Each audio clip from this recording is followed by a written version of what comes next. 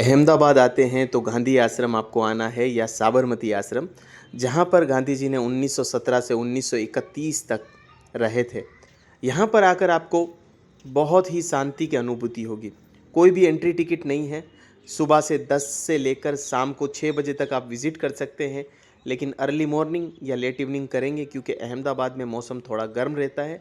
सर्दियों में किसी भी समय आप विज़िट कर सकते हैं। पार्किंग भी फ्री है, पार्किंग का भी कोई चार्ज नहीं है, बस आपको अपनी एंट्री करनी होती है। यहाँ पर 3 डिपार्टमेंट है। एक दोस्तों खादी फैक्ट्री है, जहाँ पर अलग अलग चरखे हैं। सबसे खास सेक्शन जो है गांधी जी का घर है, और एक और म्यूज़ियम भी है।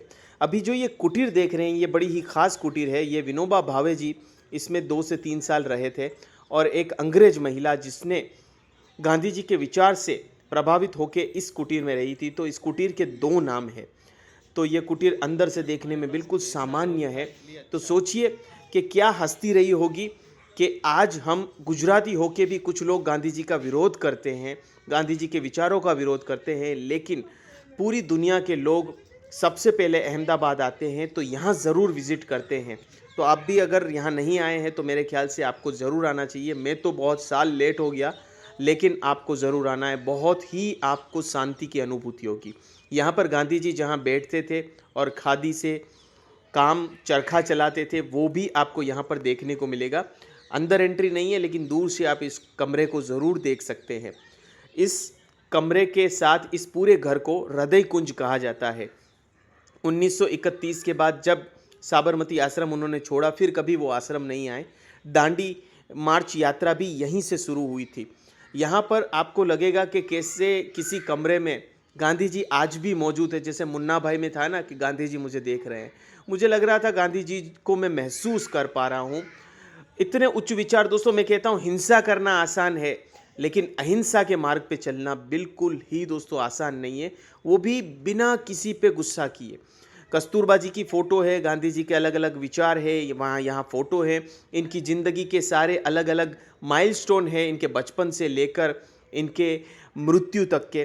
तो आपको ज़रूर एक बार विज़िट करना है, बिकॉज़ यहाँ पर दुनिया का हर प्राइम मिनिस्टर और प्रेसिडेंट भी आ चुका है, जैसे आप लोगों को पता होगा। तो जैसे कि इंग्लैंड के प्रिंस आ चुके हैं, विंस्टन चर्चिल अमेरिका के आ चुके हैं, ऐसे ही बड़ी बड़ी हस्तियाँ यहाँ पर आती ही रहती हैं। इनके घर के कुछ साज सामान भी यहाँ रखे हुए हैं जो इस्तेमाल वो करते थे। इनकी पादुका यहाँ रखी हुई है। इनके लेटर यहाँ पर आपको म्यूज़ियम में देखने को मिलेंगे। सरदार वल्लभ भाई पटेल हो, जवाहरलाल नेहरू हो, सभी इसी मकान में इनको 10 से 11 साल जब वो रहे, 15 साल के आसपास, तब मिलने आया करते थे। गांधी जी ने हमेशा सत्य पे और अहिंसा पर जोर दिया, जो आज भारत उस पटरी से हटता हुआ नज़र आ रहा है।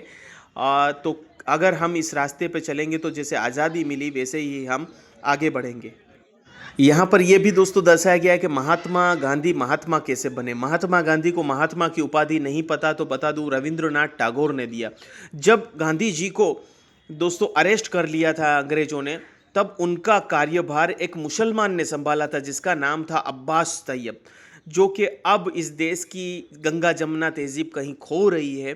क्योंकि पहले जब हम आज़ादी की लड़ाई लड़े थे तो लग रहा था कि हिंदू मुसलमान इसी देश के 2 बेटे हैं, एक राम है एक लक्ष्मण है, लेकिन अब पॉलिटिक्स बहुत बढ़ गई है।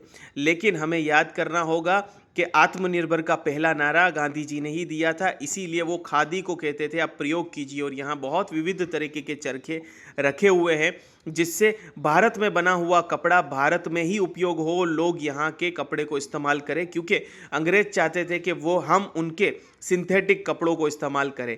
तो गांधी जी की सोच आप सोच सकते हैं कितनी दूरदर्शी थी।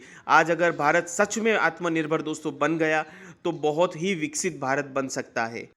तो असली भारत देखना है तो आपको गांधी आश्रम ज़रूर आना चाहिए, साबरमती आश्रम। ये 7 दिन खुला होता है, सुबह 10 से शाम को 6 बजे, और हॉलीडे पब्लिक हॉलीडे पर भी खुला हुआ होता है। और 2 अक्टूबर गांधी जयंती के दिन यहाँ पर विविध कार्यक्रम भी रखे जाते हैं। तो आई होप दोस्तों मेरे इस वीडियो से आप लोगों को काफ़ी मार्गदर्शन मिला होगा, काफ़ी कुछ जानने को मिला होगा।